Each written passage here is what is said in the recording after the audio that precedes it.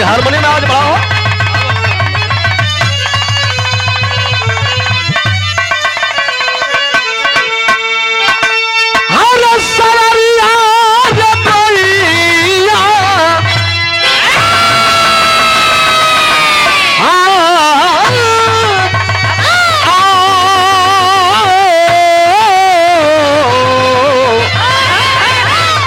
बाबा अरे जोगिया हो मोर राम।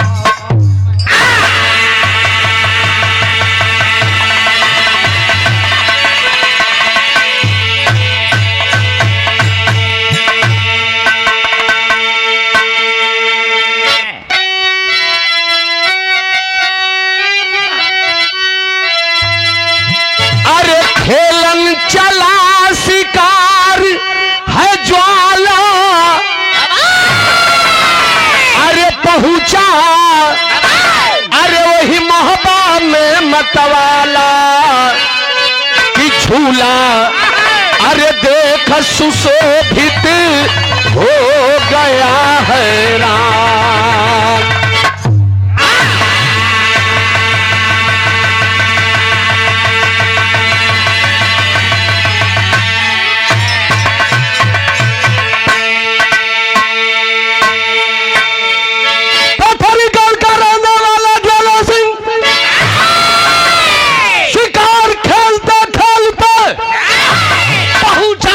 में बड़ी आलीशान झूला देखा है ज्वाला सिंह। ज्वाला सिंह सोच गया कि जब झूला इतना सुंदर है तो झूला पर झूलने वाला चाहे कोई मर्द होगा चाहे कोई औरत होगी वह कितना खूबसूरत होगी। घोड़ा को रोक दिया, देखल चाहता कि झूलहो पर के झूलेला।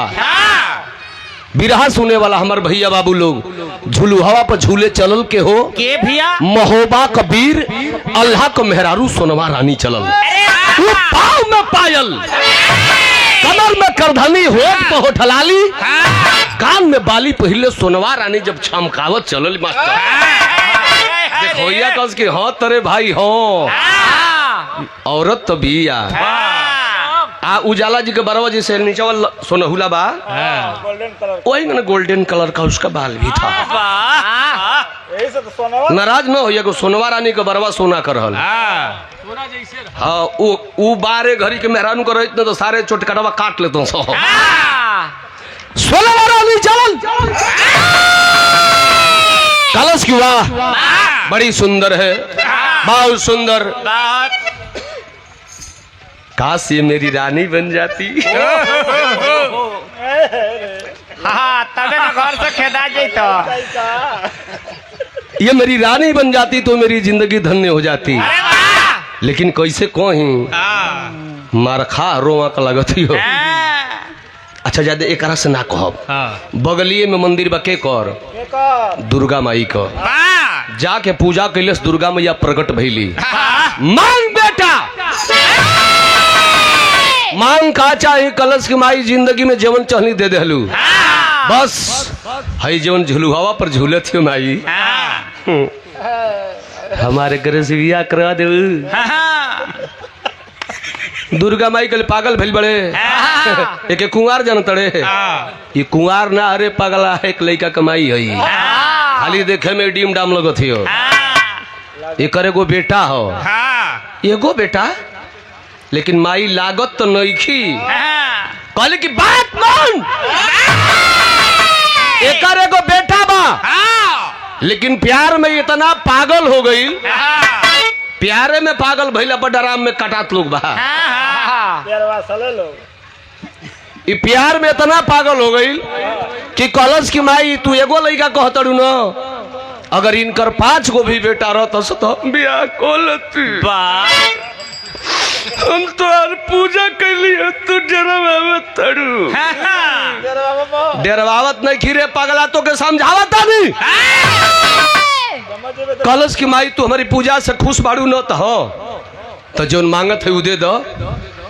दुर्गा माई समझावत रे पगला एक एगो लइका हतन एक मर्दों का नाम जनबे एक मर्द का नाम जान जीबे पोछिटा सरक जाई मरद हाँ केवन हमाई केवन नाम महोबा कबीर अल्लाह अल्लाह का मेहरारू सोना रानी हो कि प्यार में इतना पागल भइल बा कलश की अल्लाह की ऐसी की तैसी तू बस कह कि हमर बियाह होई कल के चल ठीक बा तोर बियाह होई जब नहीं खे तोर वही पर मन बा तोर बियाह हम करा दे पूजा में का चढ़ेबे कुछ मानू हमारा भखौती मनोती हमरो के कुछ देबे न कलश की माई कहलू न के करे गो बेटा बा जही दिन नहीं हमर रानी बनी न तही दिने करे बेटवा का गर्दनिया काट के तोहरे चौरा पर चढ़ा दे कहली कि साबस बेटा साबस तो का देखले हुए उठा के भाग देखा दुर्गा माई अब सहकावे शुरू कैली हो तर्ज लगिल मास्टर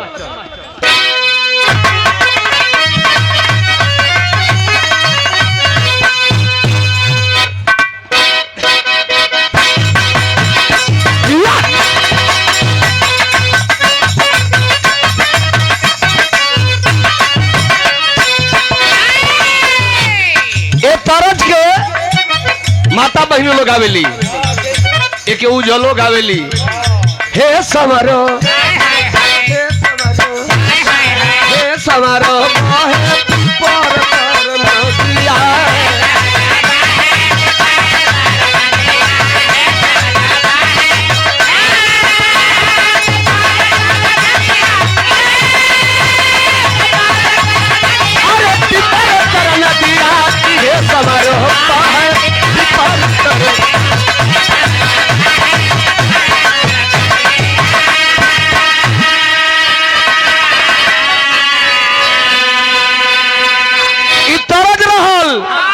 लेकिन दुर्गा माई ज्वाला सिंह से कहताड़ी का कहली हो ए बेटा ए बेटा ए बेटा कैलाश सोना कहर नवा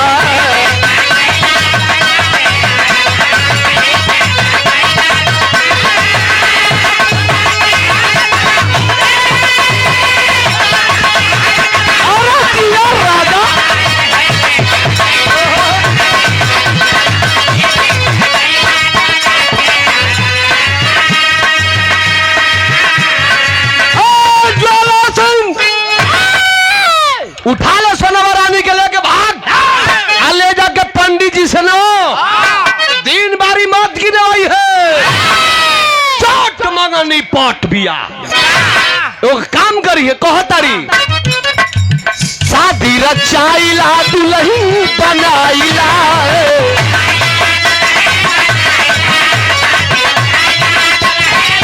अरे बदलो न चाही अरे बदलो न चाही बेटा कैला सोना के हरदवा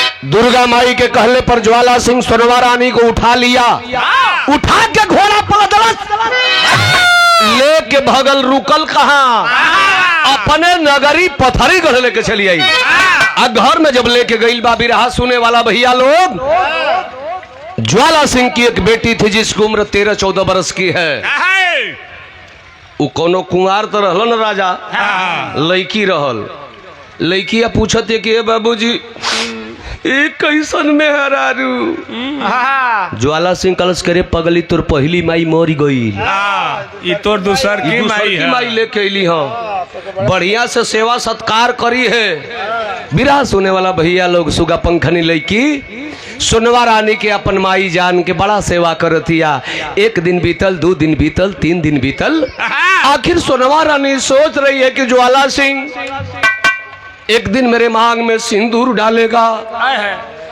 मुझे दुल्हन बना लेगा मेरी आबरू तो उसी दिन चली गई जिस दिन मुझे हरण करके लाया हाथ जोड़ के सोनवा रानी ज्वाला सिंह से को बात कहतिया स्वर्गीय रामदेव शाह के तर्ज लग गई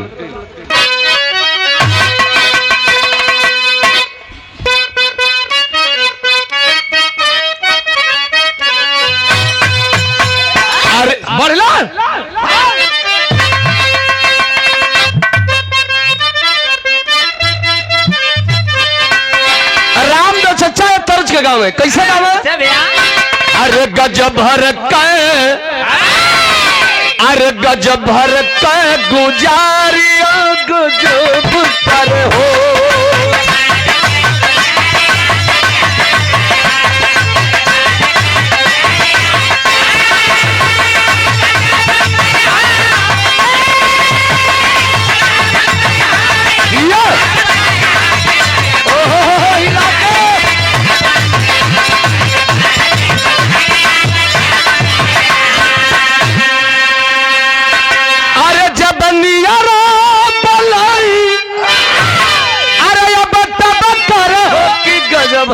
अरे गुजरिया गजब कर हो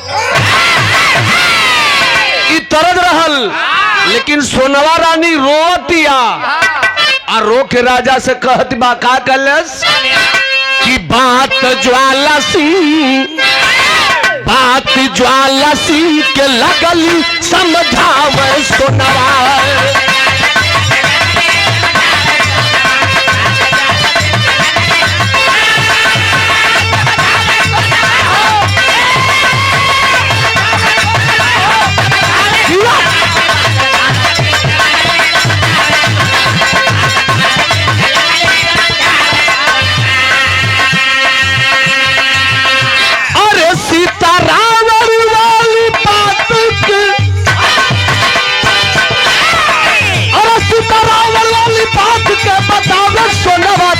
तो ज्वाला सिंह के लगल समझावे सोनवा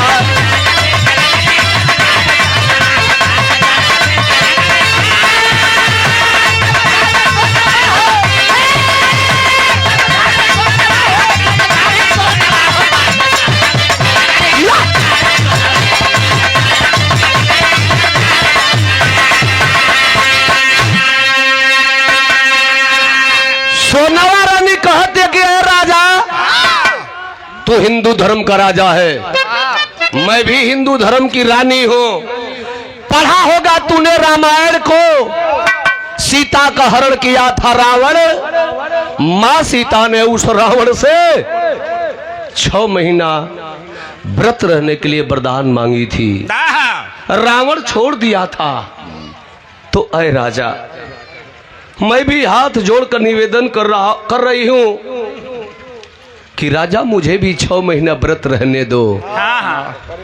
ज्वाला सिंह कलश की पगली 6 महीना रावण सीता के 6 महीना छोड़ रहल मैं तुझे 12 महीना छोड़ दूंगा बस तुम वादा करो कि मुझसे शादी करोगी वादा करो कलश की हाँ राजा करूंगी ई जाना तो ना बेटा कि बियाहवा करी लेकिन तिरिया चरित्रम दैवो न जानम इत टाइम पास खोजतिया सोनवा रानी बढ़ी चला बेटा बढ़ी चला खोजत महोबा कबीर हंसो ताव मारी मरी हंसो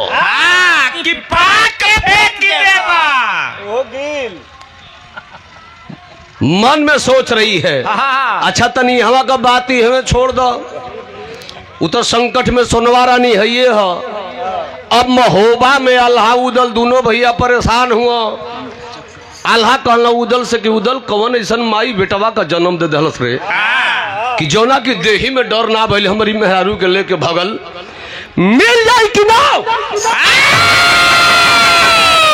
बड़ी कटान काटो डराम मंगाई हम 2 बोरिया सीमेंट मंगाई पूरी सीमेंट डराम अच्छा ये बताओ बाबू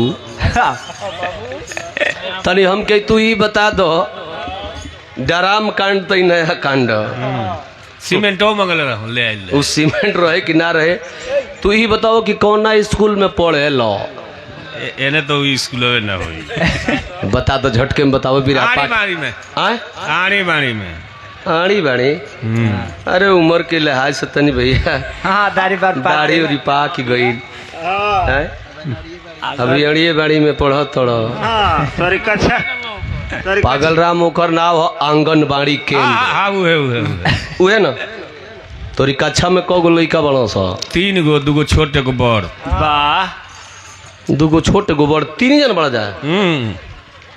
अच्छा ये दोनों छोटका का करल वो सब? क्लास झाड़लन सब बड़का मिनिस्टर है। हाँ तो ऐसा शिक्षो मिलल बा तो अच्छा ये बताओ मैं विषय कौन पढ़ावल जाला भैया? यार अला बराबर चल दो कौन विषय? बीज गणित। ये बीज गणित था। स्कूलवा कहाँ बा? बेलफराम। अरे पागल हूँ, अनुरुद्ध का घर हो, बेलथरा हो। उहे आल्हा उदल दोनों भाई परेशान हुआ, भैल का बिरहा में टेरी के भाव लग गई।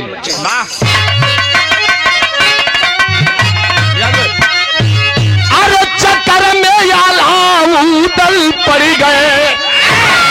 अरे ये भैया चक्कर में आल्हा उदल पड़ गए। सोनवा गायब लखनऊ लाल हुआ तो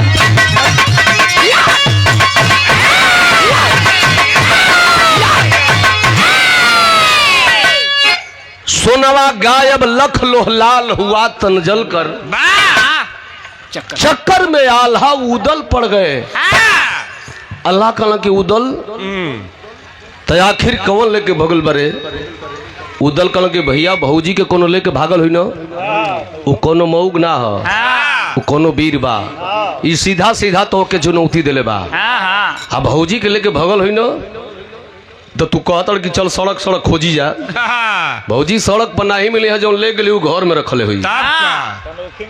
हाँ भौजी गाय भैंस तो है ना कि उखी रहरी में बनले हुई। चार चक्का गाड़ी तो है ना कि रोड पर हुई हो। एगो काम कर भैया कि तू सड़क सड़क खोजो, आ हम सबके घर घर में घुस के खोजो। अल्लाह कहला घर में कैसे घुसबे रे?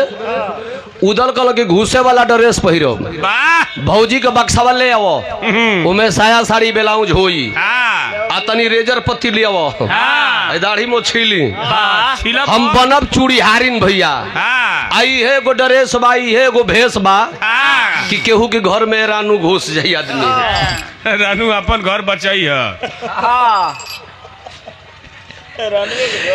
ए भैया आखिरकार दाढ़ी ओढ़ी छिल के सफा चट भइल हो।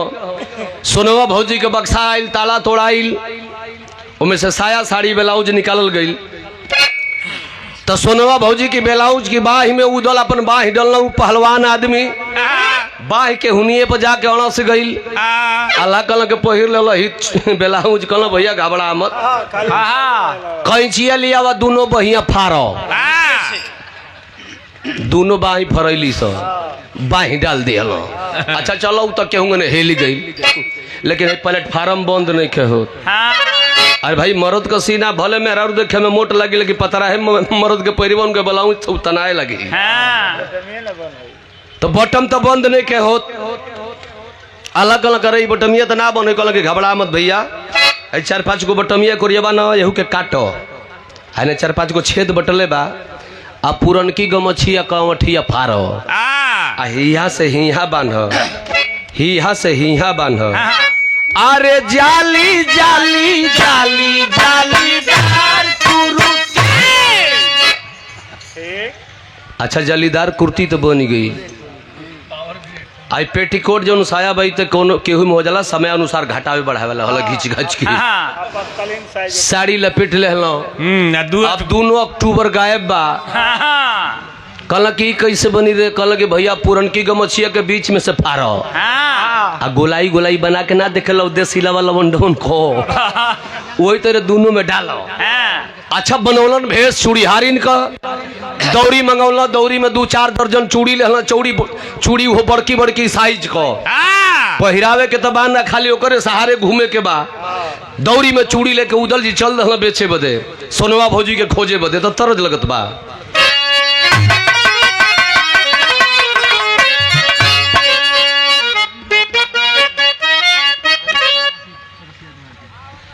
और नंद कुमार चौहान जी प्रधान पद के भावी प्रत्याशी हैं, परसिया देवार धोबिया टोला से। इनके पिता भी प्रधान रह चुके हैं। भैया के चरणों में सादर प्रणाम, आपकी मनोकामना पूर्ण हो, प्रधान बनो। अब प्रधान जब है तो उजाला का रामकुल को बिरहा करा दियो। जा आशीर्वाद दे देनी होगी वो दोनों जना के करी है करिया 60टा सभार के बोल जो बाणिए बाड़ी में पड़ले बड़े तो एक तरज के स्वर्गीय बेचन भैया अपने जवानी में बड़ा मचल के गावे हरे पिया परदेश अरे पिया परदेश गइल तार लागो तो पिया में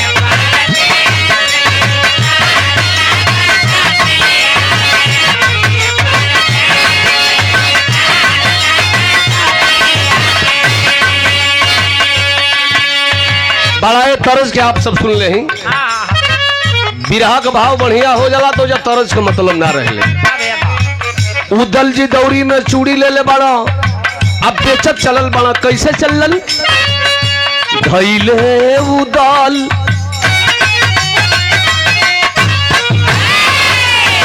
अरे धैले उदल चूड़ी हारिन का भेसवा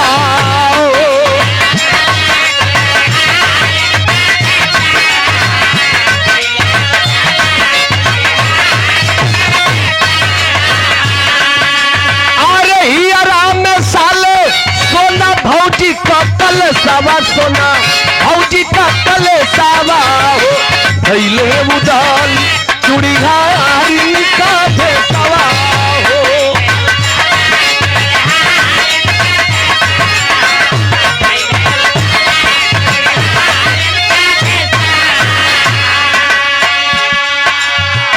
दौड़ी लेके निकलल बड़ा जैसे हई दरिया वाला मोड़ से घुमला यही तरह बेचत बेचत यही तरह बेलधरा में देवरिया जिला चलत न भागलपुर पुल पार होता बेचत बेचत कहाँ गइल पहुँच गइल हई देख संजोग कहीं कहीं मेहरारू मिल जा सा हे चूड़ी हारिन तन चूड़िया पहिरा दो दौरिया उतारस 1 दर्जन चूड़ी निकालस केतनो मोटहन मेहरारू लोग रहस आ वो चूड़ी के जब उनकी कलाई में डालस उदल जी चल जाओ हे जा पार अब मारा ये जैसन मोट बिया वैसन लेके चूड़ी आइल बिया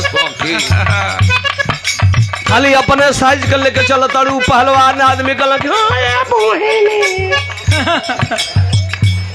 चूड़ी बेचत बेचत कहाँ पहुँचला वही पथरीगढ़ में पहुँच गईलन ज्वाला सिंह के द्वार पर जाके आवाज लगौला हरिकेश भैया कोई चूड़ी पहन ले मैं चूड़ी पहनाने वाली हूँ। अच्छा तो बाणा मोरत बनावटी आवाज बना के मेहरारू को बोलो तोड़ो तो मरद केतनो हम केतनो बोला उजाला ने तो उजाला ने थोड़े हो जाई हमारा बेस बा हमारा आवाज मोट जाई। अच्छा वो कहलो कि मैं चूड़ी पहनाने वाली हूँ।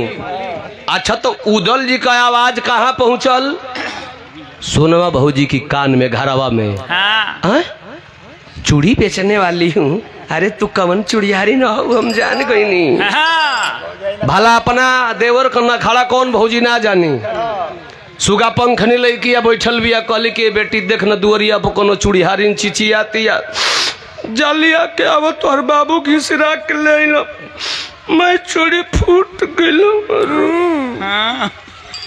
सुगा पंखनी लड़की बाहर आइल उदल जी कपार पर दौरी ले हुआ खड़ा हुआ घूंघट कर ले पूरा 1 हाथ का छोटहन लड़की है उदल जी लमहर मरद वो मोटहन लड़किया ताकत ये बाप रे बाप कहना चौकी के आटा खैले अरे मेहरारू अखी मेहरारू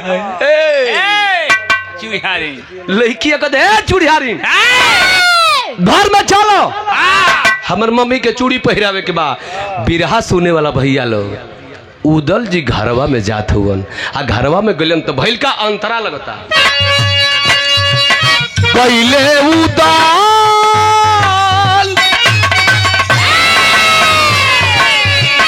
बैले उदल जहवा सोना रानी रहली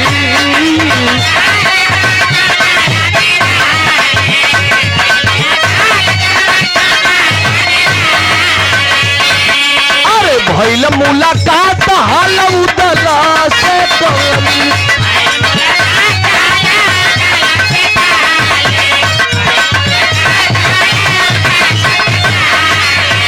अरे भैया से बतैहा अरे अपन जाई कैसन सबा बाबू जाई कैसन सबा हो भैले उदल चूड़िहार का भेसावा हो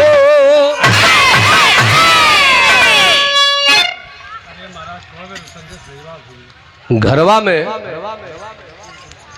उदल जी गई हाँ सोनवा भौजी के देखल कल रे पागल तू ही यहाँ आके बैठल बाड़ू भैया मैं परेशान हो रे पगली चल सोनवा रानी गली के उदल बाबू इतना जल्दी हम ना चल जाई जेवना देवी दुर्गा का पूजा तू तुहार भैया महोबा कबीर करे जा वही दुर्गा के मनौती भखौती में तोहरे भतीजवा करूधिर मान के हमार हरण कैले बजवाला सिंह जबले माई के मंदिर में माई के दरबार में इंदल का रुधिर नहीं जड़ी हो उदल तबले सोनवा रानी महोबा नहीं खे जा सकत अगर अपने आप के बचल चाहत न तो दबे पाव यहाँ से भाग जा उदल भाग जा उदल भगला हो आके सारी बात अपने भैया से बतौला भैया भौजी के पता लगा लेनी भौजी पथरीगढ़ में ज्वाला सिंह के घर में कैद बाड़ी बंद बाड़ी इतनी बतिया जब जनल हो क्रोध में लाल आल्हा भइलों कल करे ज्वाला के इतना मजाल रे कि हमारा औरत का हरण कैलस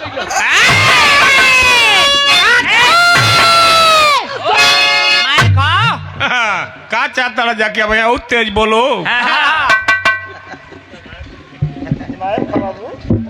उदल कल के भैया घबरा के ना आराम ला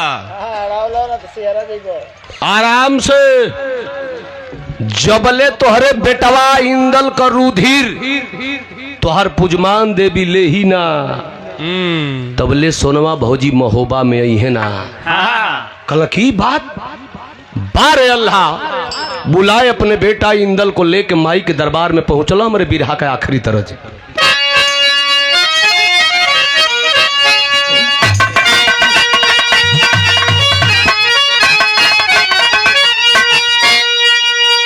तरत भी छोड़ो भाव लगा दो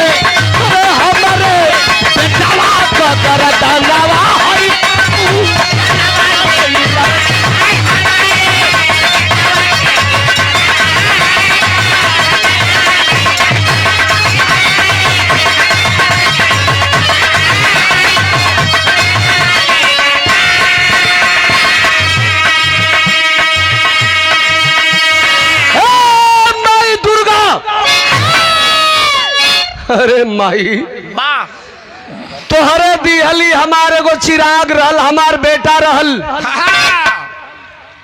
जब एकर खून तो के चाहत रहल माई एकर हत्या करावल चाहत रहलू माई तो काहे के दलू हो माई बेटा इंदल कलश के हाँ बाबूजी गर्दन झुका दे बेटा ये तेरा बाप अपने महोबा के मान सम्मान के लिए बाप तेरा बलि चढ़ाएगा रे बेटा भैया जकर औलाद हो औलाद का दर्द बाप माई जानत हुई तलवार उठौला है अल्लाह कैलन का कि मरल तलवार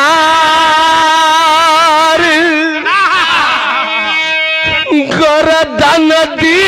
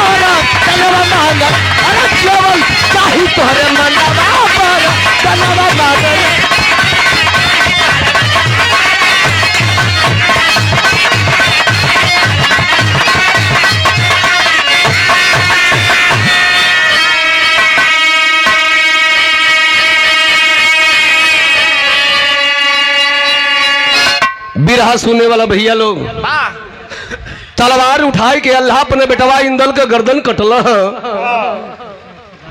मंदिर के प्रांगण में बेटवा के बदन गनगनाता हो भैया। अल्लाह उदल दोनों भैया खड़ा हो के रोवत हुवन।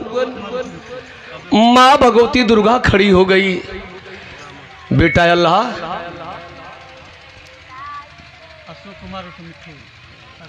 अशोक कुमार उर्फ मिट्ठू जी प्रधान पद के प्रत्याशी हैं परसिया देवार के पावन माटी से। अच्छा जहाँ कराओ पूजो। ओहो भैया के घरे कार्यक्रम रहल। 200 रुपया पुरस्कार चरणों में सादर प्रणाम सकल पंचरों के प्रणाम बा। आशीर्वाद में 2 मिनट में विराह समाप्त हो जाई। आखिरकार माँ भगवती दुर्गा खड़ी हो गई। बेटा अल्लाह मांग मांग का चाही। अल्लाह कल का मांगी हो माई। चिराग तोहरे देहल रहल ई बेटा तोहरे दिहल रहल गर्दन तू ही कटवा दलू हो माई। कुछ न चाहिए कुछ न चाहिए कले मांग मांग दिलाई हम ना तो का चाहिए मांग फिर मांग। हाथ जोड़ के अल्लाह कल की माई अगर तोहरा में शक्ति बा हमारा में भक्ति बा तू माई हो हम बेटा हई तो शक्ति हो तो जिया दो हमारे बेटवा के। मुड़िया धो के इंदल के धड़ में सटौली है। इंदल बेटवा खड़ा हो गई। अल्लाह उदल दोनों भैया ये मर्दवा दागियो नहीं खे। इंदल कल हाँ चचा हाँ बाबूजी ठीक हो हाँ ठीक है। अल्लाह कली करे बेटा वाला और कुछ मांग लो सजाई भम नहीं तो घबराए लग बस। अल्लाह कल के माई अगर कुछ देहल चाहतरू न तो हमारे मोहबा का शान हमारे सोनवा रानी चाहिए। कली की सोनवा रानी तो रानी है तोरे रानी रही। अरे बेटा केहू का सामान केहू चुरा लेलन सन तो कुछ बढ़िया आदमी होलन दे देलन पाजल तो आ कुछ बजर बेहाया होलन सन वही के संगे पीठा का पीटी या मारा कमारी करे के पड़ेला। तोरा लड़ाई लड़े के पड़ी। आल्हा उदल इंदल तीनों वीर पत्थरीगढ़ के ओर चल रहा हो तो आल्हा लगिल भैया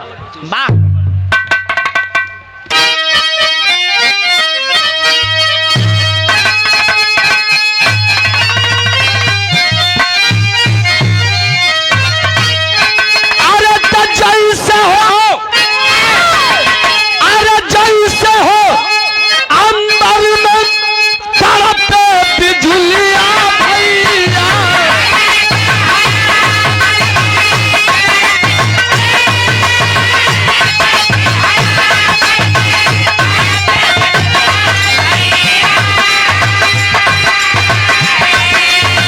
अरे वैसे गया और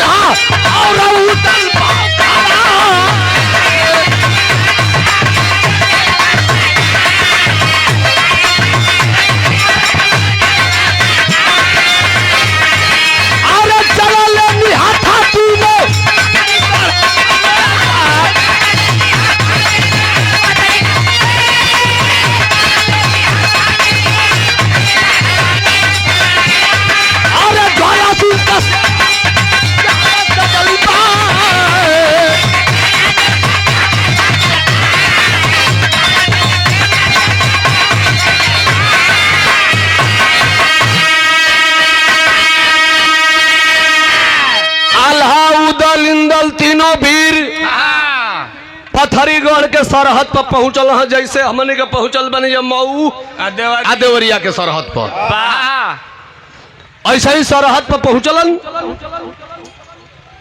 ज्वाला सिंह सजग है महोबाला यहाँ से जरूर मारी जरूर हुई। तलवार भाला गणासा ले सिपाहियन के खड़ा करो ले बा सेना सजल बा।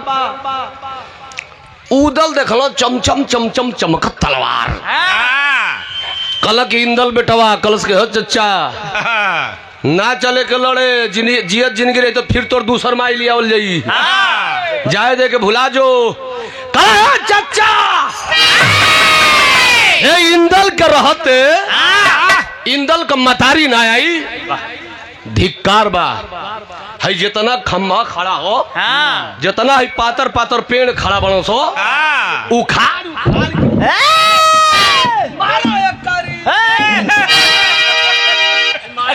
तो हमने तरकुल उखाड़ दिल बनी हाँ तब वो लबनी वाला उखाड़ उखाड़ के पेड़ बेटवा देवे लगल अल्लाह उदल दोनों भैया मारे लगलन तब अरे पेड़वा उखाड़ मारे अल्लाह उदल दिलावा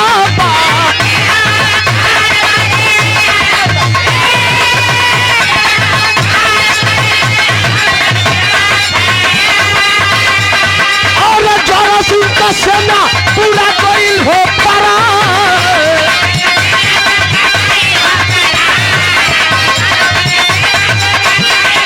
अरे भाभी का ज्वाला गई दुर्गा के समानवा बाबू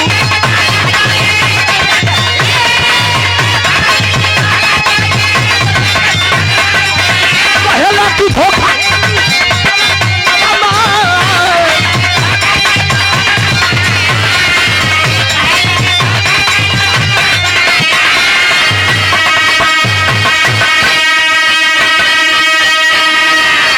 अल्लाह उदल दोनों भाई लगला मारे 5 मिनट के अंदर ही अरे माई दुर्गा का आशीर्वाद रहल हो 5 मिनट के अंदर पूरा फील्ड खाली अब जरा ऊपर बताओ पतरा है पेड़ करिया पे गिर जाओ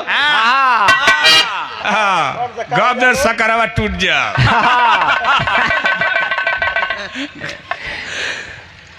5 मिनट में पूरा फील्ड खाली जिन बचला बेटा भाग के घर धैलो अब लड़ाई के मैदान में अकेला बचा है ज्वाला सोचलस कि बाप रे बाप जिंदगी नहीं बची बियाहो ना भइले को दिन आनंदो ना मिलल आई मार मुर के ठीक कर हाँ इतना दंड मिलल भागल ज्वाला सिंह भागल गल वही माई भगवती दुर्गा के मंदिर में जाए के सांस पर सांस लेता माई हो काहे हो कली का अरे कैसन हाफत हो कल माई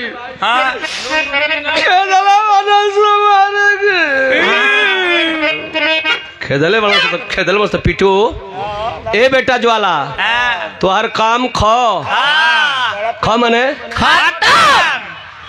खत्म उ महोबा कबीर हुआ सो बिना मुँहले छोड़िया तर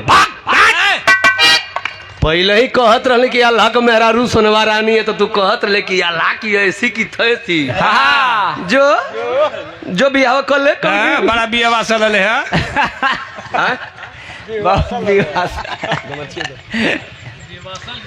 बियाह वासल झटका मत कर जो कल कलश की माई हम के बियाह नहीं करे के बस हमार जान बचा लो दुर्गा माई कली के देखबे बेटा बुरा काम का बुरा नतीजा ना मानो तो कर देखो बुरा काम का बुरा नतीजा ना मानो तो कर देखो और जिसने जिसने किया है यारो उसका उसका घर देखो भाग जाओ कलश की माई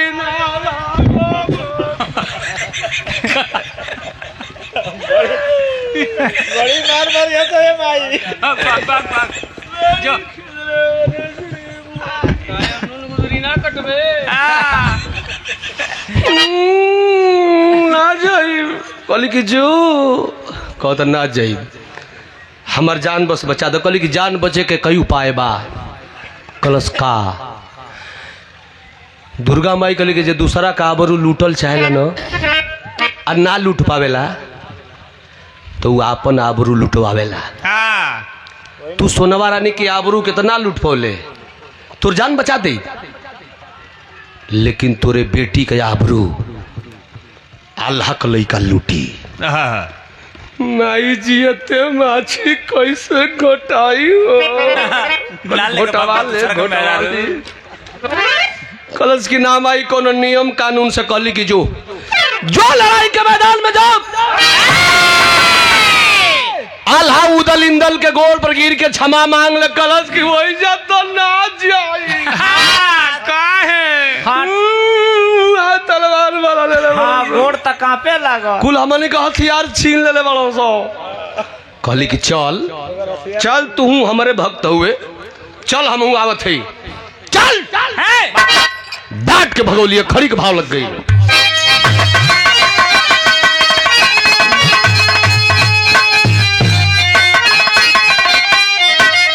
अरे दसु का पंखनी का शादी चाकंदल से रचा,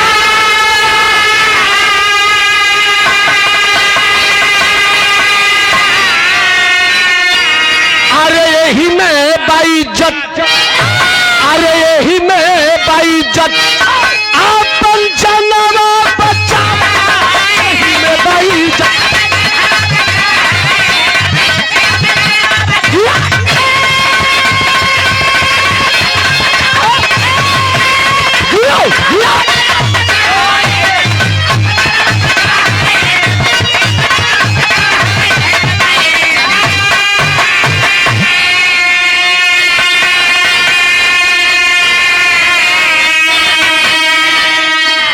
दुर्गा का बात ज्वाला दिमाग में बैठवले, अल्लाह दल आगे जाके सिरवा झुकौले।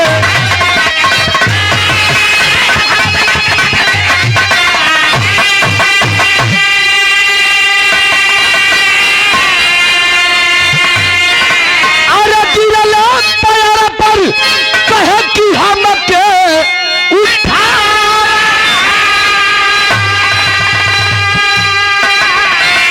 अरे यही में बाइज्जत आपन जनवा बचावा हो, यही में बाई।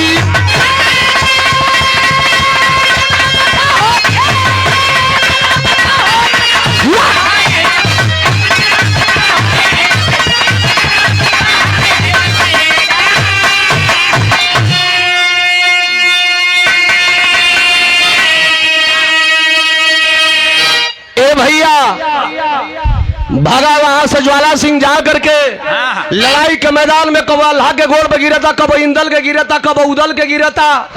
लड़ाई के मैदान में सोनवा रानी भी पहुंच गई।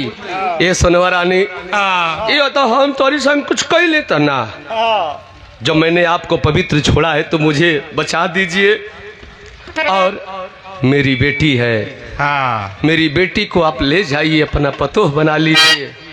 हे सोनवा रानी, हम तोरी गोड़ पे गिरे थे। आखिर ज्वाला सिंह का बेटी वह सुगा पंखनी बड़ा संस्कारी बेटी थी, बड़ा तरीका से अपने सोनवा रानी अपन धर्म की माई का सेवा के लिए रहल।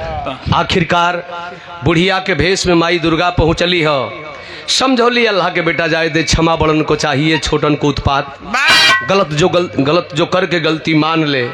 इंसान है सच्चा, गलती हो जाती है इंसान से, गलती किया है तो क्षमा मांग रहा है, अपनी बेटी दे रहा है। बेटा मैं यहाँ हूँ, मेरे मंदिर में चलो। मंदिर में माँ दुर्गा लेकर गई है, और अल्लाह के बेटावा इंदल के माथे से तिलक लगल। जो उन कार्यक्रम यहाँ होता है, तिलक लग गई, मैंने तिलक चढ़ल, ज्वाला सिंह तिलक चढ़ौल, आ वही मंदिर में बियाह कैलन अल्लाह, और वही ज्वाला सिंह के बिटिया के पतो ही बनाई के लेके चल, हमारे बिरहा समाप्त हो गई। बैंकॉक नरे और आर्यन साउंड सर्विस राजू चौक 100 रुपया पुरस्कार। कहत रहे कि भैया के मशीन जब गरमा ले तो बढ़िया बोलत है। का जाने घरवा वाली मशीन के तरह बोलत हुई। और हमारे भैया श्री सहोदर यादव जी हमारे अनिरुद्ध भाई के परम मित्र हैं और हमारे भी मित्र हैं, चरणों में सादर पड़ा। अब माला वाला नहीं खेल तन तिलकवा चढ़वाओ तन तनी गिन गाने ली हो तो क्या ली लेके ही हो। हाँ ये देवरिया जिला है राजा।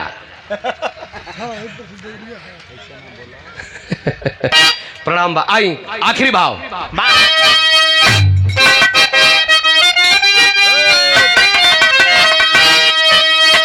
बिरहा समाप्त हो गई। लाल्हा उदल सोनवा रानी सुधा पंखनी इंदल पूरा वीर महोबाइलन। अब महोबाइलन आखिरी भावा। अरे जय जठार दुर्गा दूलोदन किलहर फुलवारी।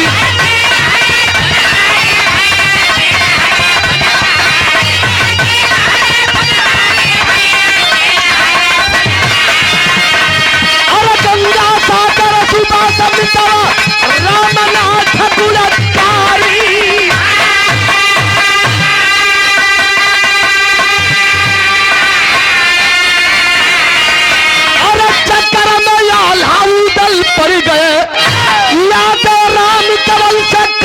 पत